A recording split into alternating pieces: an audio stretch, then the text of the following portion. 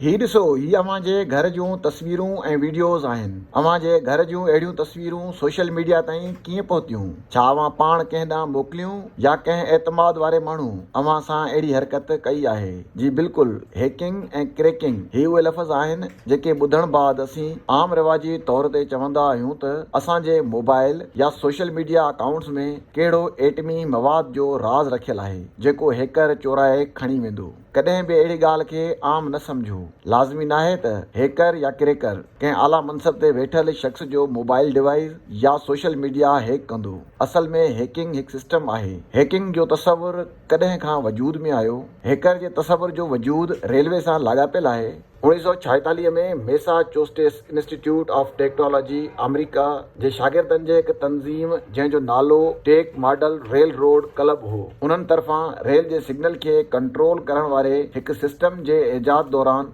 Hacking जो culture मुतारिफ़ करायो वियो। हाणे ॻाल्हि खे अॻिते वधाईंदे हैकर जे कम तरफ़ हलूं था। हैकर जो कमु छा आहे ऐं हैकर जा घणा क़िस्म आहिनि? जी बिल्कुलु, हैकर जा बि मख़सूस नाला ऐं क़िस्म आहिनि। हैकर उन शख़्स खे चयो वेंदो आहे जेको इंफॉर्मेशन टेक्नोलॉजी जो माहिर हुजे, जेको गैर रिवायती तरीक़े सां कंहिं डिवाइस ताईं पहुच हासिल करे सघे। वाइट हेट हैकर्स या अची टोपी हैकर्स, जेके इख़लाक़ी हैकर्स जे नाले सां पिणु सुञातल आहिनि, साइबर सिक्योरिटी जा माहिर आहिनि जेकी हुकूमत ऐं कारोबारी माण्हुनि जी मदद कनि था। ब्लैक हेट हैकर्स, अची टोपी हैकर्स जे बरक्स कारी टोपी हैकर्स उहे ख़राब माण्हू आहिनि जेके मोबाइल सारिफ़ या डिवाइस सिस्टम लाइ ऑनलाइन ख़तरो पैदा कनि था। Grey hate hackers white hate hackers ऐं ब्लैक हेट हैकर्स जे विच में अची वञनि था। मतिलबु त उहे कॾहिं कॾहिं पंहिंजे हैकिंग सलाहियतनि खे सुठे कमनि लाइ इस्तेमालु कंदा आहिनि ऐं कॾहिं उन्हनि खे ग़लति इस्तेमालु बि करे सघनि था।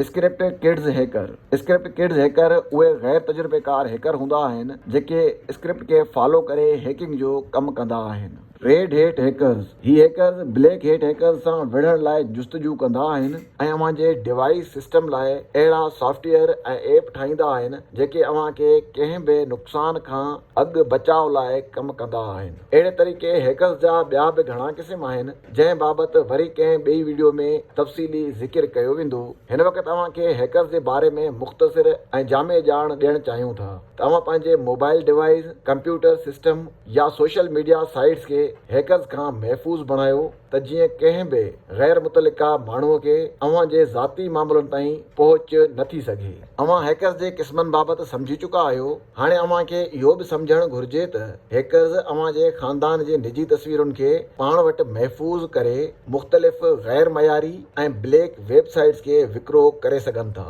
हैकर्स अव्हां जे मोबाइल में ठहियल ईज़ी पैसा, जैज़ कैश, यू पैसा अकाउंट्स या बैंक अकाउंटनि ताईं रसाई करे उन्हनि खे हैक करे सघनि था। हैकर्स अव्हां जी ज़िंदगी बाबति निजी ॼाण हासिल करे अव्हां जे वेझनि माइटनि ऐं दोस्तनि सां राब्तो करे उन्हनि खां पैसा वठी सघनि था या अव्हां खे ज़हनी अज़ियत बि पहुचाए सघनि था। तंहिं करे पंहिंजे मोबाइल में फज़ूल क़िस्म जा ऐप डाउनलोड न करियो। ख़ासि तौर ते ॿारनि खे मोबाइल ॾियण वक़्तु इहो ध्यानु रखो त ॿार वीडियो गेम जा ऐप डाउनलोड कंदा आहिनि।